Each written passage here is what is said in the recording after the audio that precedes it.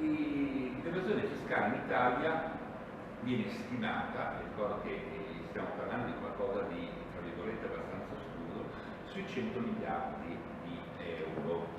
E questa cifra è una cifra che qualcuno lo stima di più, qualcuno stima di meno. L'altro giorno sul Corriere è uscita un'altra cifra, 130, per riguardo che fine ha fatto l'evasione fiscale, eccetera, tutta una serie di cose. Tutte le stime che vengono fatte, queste sono fonti per esempio dell'Istat, sono fatte sulla misurazione in modo che uno dei fattori principali della stima è la misurazione del denaro contante. Quindi il denaro contante è correlato strettamente all'evasione fiscale per lo semplice fatto che non è tracciabile. Quindi il contante non è tracciabile, quindi posso fare un'operazione in nero, oscura, eccetera, eccetera. Questa cifra non so se è vera, se è 100, 120, 30, ma anche se fosse 50 miliardi, vedete che comunque è una cifra enorme. E quando noi andiamo in Europa a chiedere dateci 4 miliardi per il terremoto nel centro Italia, eccetera, eccetera, e in Europa ci dicono sì, avete ragione, che avete un problema. Però nello stesso tempo dicono, ma voi dite, non siamo noi che lo diciamo, lo dite voi, il vostro istituto di statistica che ci sono 100 miliardi di evasione fiscale, perché vi venite a chiedere a noi? Perché poi il mondo anglosassone ragionano così, non ho capito perché voi avete 100 miliardi di evasione fiscale e venite a chiedere a noi 4 miliardi.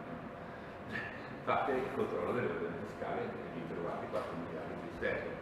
Però questa qui è una battuta, ma se si sta al nord non è tanto.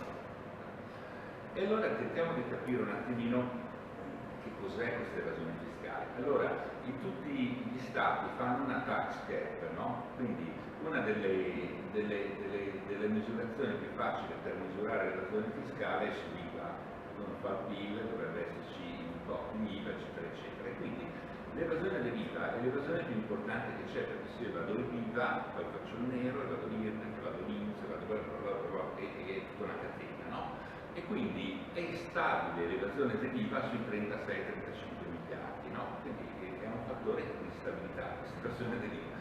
E sull'IVA è abbastanza certo, perché se un tot di PIL ci deve essere un valore aggiunto, ci deve essere l'IVA, se manca è stata data.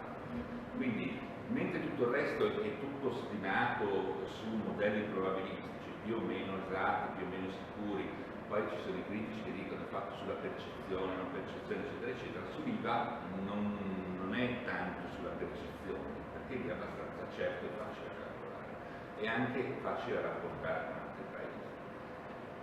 L'altra cosa è che l'evasione fiscale non è uguale in tutto il territorio italiano e come vedete purtroppo l'Italia non è omogenea e non è neanche casuale la distribuzione dell'evasione fiscale, è ben in percentuale radicata in determinati territori. In percentuale, non in valore assoluto, perché logicamente in Lombardia 16 milioni con un determinato PIL, anche se in percentuale non 20, percentuale dell'evasione fiscale minore, il valore assoluto è più grande. Però quello che vi voglio trasmettere e far ragionare è: ma se io vivo in un territorio dove l'evasione fiscale è il 50%, il 70%, in che territorio vivo?